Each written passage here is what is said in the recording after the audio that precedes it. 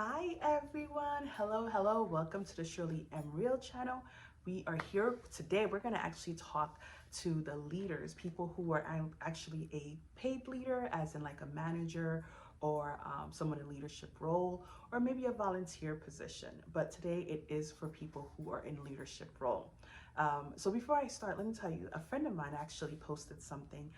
If you are part of our group, our Facebook group, or if you follow me on IG, I'll put the link down so you can check it out. But she posted this thing that she shared, and it had images of what causes employees to stay. So I'm going to read you what it said.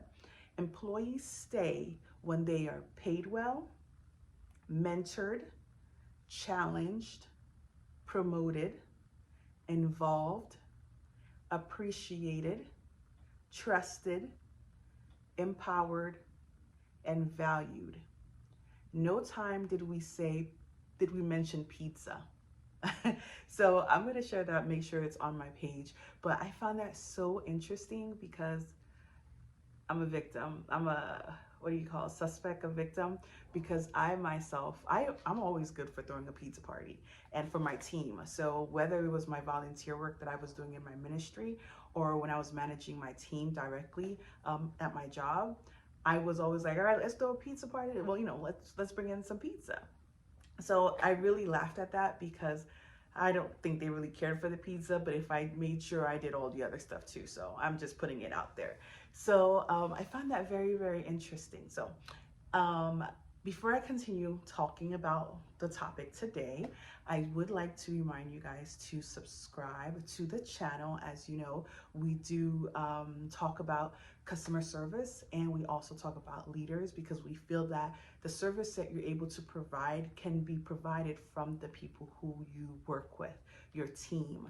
And if you do not have a team, we want you to still focus on providing an excellent customer service. And that's what the channel is for. I know customer service is the last thing on businesses' mind. We're talking about revenue, we're talking about inventory, we're talking about legal stuff, the setup. But let me tell you, there's so many rewards when you do a really great job of providing a great service to your customers. So this is what I'm here for, guys. This is why I am here. So tune in. I do recommend that you you click on the notification button so you guys know when I am live as well. But I'll be posting it at different places, so make sure you definitely like the video today. So let me tell you. Remember how I mentioned that we are going to kind of talk about or shout out a business or someone that is sharing our videos or channel with other people. So I do want to give a shout out to the author of this book. It is called Heartbreak Gone Good. It's by Chenier Datalis. Okay. So I ordered this is my copy, signed and everything. This is a love story, actually. This is a book. I haven't read it yet. It just came in last week. So I'm looking forward to it. And it's very rare that you see males writing fictional romance novels. So this should be a good one. I believe it's definitely on Amazon. I'm gonna include the link so you guys can look into it, look to buy it, and see the reviews. I think it's going to be something to share with others. So shout out to Chenier Datalis. I hope you guys can see it, right? Heartbreak Gone Good. Okay, so I wanted to make sure I get that out of the way. So what else do I want to mention? Okay, I think we're ready to get back to the topic. So we're going to talk, our topic title today is called, Are You Taking Care of Your Team so that they can stay? As you saw, based on the post that I mentioned, how all these important little things, being involved, being appreciated, being challenged, being promoted. These are all things that really get people to stay at their job, or at least stay on the team. So today I want to be able to help you guys as the leaders to think about these 4 things of what you can do or what you should be thinking in your mind to get your team to stay. Okay, so before I do give you the 4 things, let me tell you a story. So my mother, right? She's gonna be so happy to find out that I'm talking about her, but don't tell her. She's gonna find out. But my mother, she is like, you could say she's like a leader in the house, right? She's the kind of person, she's very attentive to her kids, all three of us. For when I go to Georgia, for example, I tend to get like sick during the winter because I'm coming from the summer and I don't wear a coat. So I'm leaving and walking around like it's summertime, and next thing you know, I catch a cold. So I remember last year about Thanksgiving, um, I like literally the next day I was coughing, and she was on a completely different floor, guys. I mean, we have two floors. She's on the bottom and I'm upstairs, and she hears a cough, and she's and then she's like, "Who's that?" And she's like, she calls my name, Shirley, and I'm like, "No, it's Natalie." And she's like, "No, it's you. I know it's you." And I'm like, "Oh boy, right?" I promise you, 20 minutes later, she comes upstairs with a tea, some kind of concoction, some kind of tea, and with like medication, like a NyQuil or something like that. And I'm like, what? That's how attentive. She knows which kid it is who's ever coughing or whoever's sick. Okay, so you take your medication, you're like, all right, whatever. By the next morning, guys, okay, this is my mother. She wouldn't be my mother if she doesn't do this. It never fails.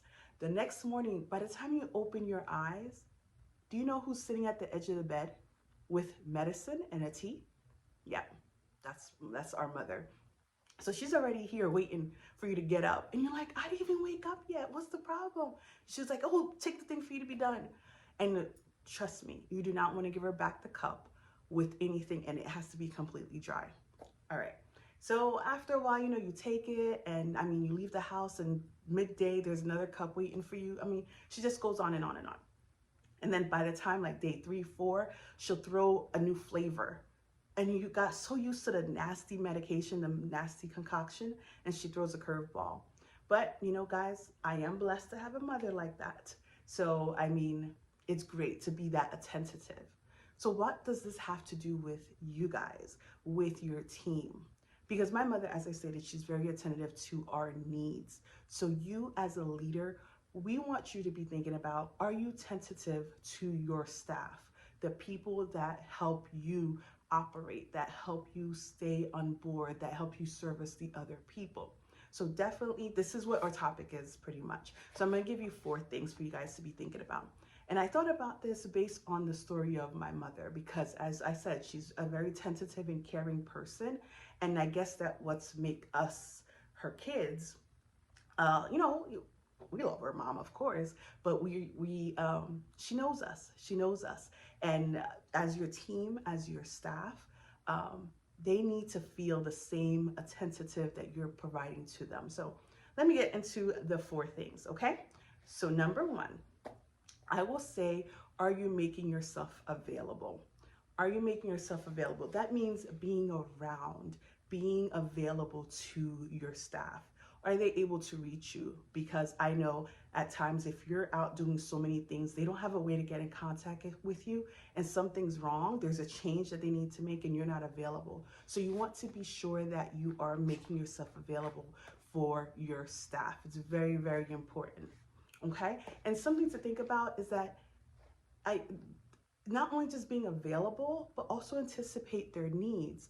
Because I know in my ministry, when I was working in ministry, that sometimes I already knew that they were going to need photocopies of something, that I had certain things already lined up because I had to anticipate that this is something that they may need. So that is something you might want to consider. Are you available, and can you really already know what the team needs? Similar to my mother, she heard a cough. She don't care if we wanted the tea or not. She was going to make it. Okay.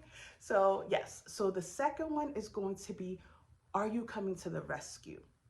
As a manager, as a leader, your job is to supervise, but your job is to provide the resources, solutions, or anything that's supposed to help the job get done better. So you want to make sure that you as a leader, that you are coming to the rescue of your staff. Whatever they're going to need, not only be available, but come with the solution, come with the problem solving, come with, you know, everything that they may need. You might not get it all right, of course, but make sure that your mindset is, I'm coming to save the day. Okay, that's number 2. For number 3, I would say, are you sticking around? Okay, because like I said, my mother, she would make the tea and she would bring it to us to drink in that morning, but she would stand there to make sure it gets done. She's just not gonna leave us to just go and, she'll go and do her thing. And let me tell you, that thing would have been somewhere in the plants. If it was really, if we weren't those kind of kids, we would have poured it somewhere else, as kids do. But we want to make sure that you are sticking around. Because like, think about it. When you are like at let's say the Dollar Tree, the store, or any retail store, and you're needing help, the cashier is needing help from their supervisor. The supervisor comes, poop, and then dips. It's like, you're not even sure if the person did everything right. Then they got to call you back, and it's just another long wait. So think about it also from the business perspective. Be sure that you are sticking around. You're not sticking around to be nosy. You want to kind of reinforce. You want to be there to kind of be like a feedback, like, yeah, you did a good job, or that looks really great. Do you need anything? Is there anything else? Do you feel like you got it? It's a great way to really encourage them and make them feel confident that not that they have somebody managing them so much, but more so being there to assist. So that is such an important role as leaders, to really be available to the team, be the rescue, come to rescue, and then also to stick around to make sure your team doesn't need anything else. Okay, so that's number 3. For the 4th one, let me see if I make sure I got all the things I wanted. Okay, so number 4, I apologize. So number 4, are you receptive to the change or to the needs of your staff? So I say this because when I was in ministry, some people knew their stuff. They did not, if they needed something, I was available. I provided the resource that they needed, and they are off. They do not need any hand holding. They don't need anything like that. However, there were some people who needed that. They needed someone to kind of walk them through the little processes. So you have to keep in mind, you have to be receptive that not every person is going to operate the same. They're all going to need a different level of help. But it is very also important that you understand how they accept your help, because not everybody's going to want you to be around. They want you to get in and then be gone. So you have to be mindful of the staff member. Be very attentive to the individual to understand how they operate and what they're going to need from you, because everybody is different. So those are those 4 things. I think they're very, very crucial to how you are becoming, how you are taking care of your staff, because that is going to really determine if they're going to stay. Now imagine those 4 things that I mentioned. Imagine if you did not do them. Imagine if you weren't available for your team. They're calling you, they need to do a schedule change, and you're not available. Imagine that. Imagine if they processed something, or they forgot to do something on the event and you weren't available. So these are the things you really got to think about. So I wanted to make sure I share that with you. I hope those 4 things that you need to question about making sure that you are taking care of your team sticks. Okay, sticks, because you want them to stay. I did a quick research. 57, this is from 2019. I'm sure the numbers change, but 57% of people quit their job because of their management.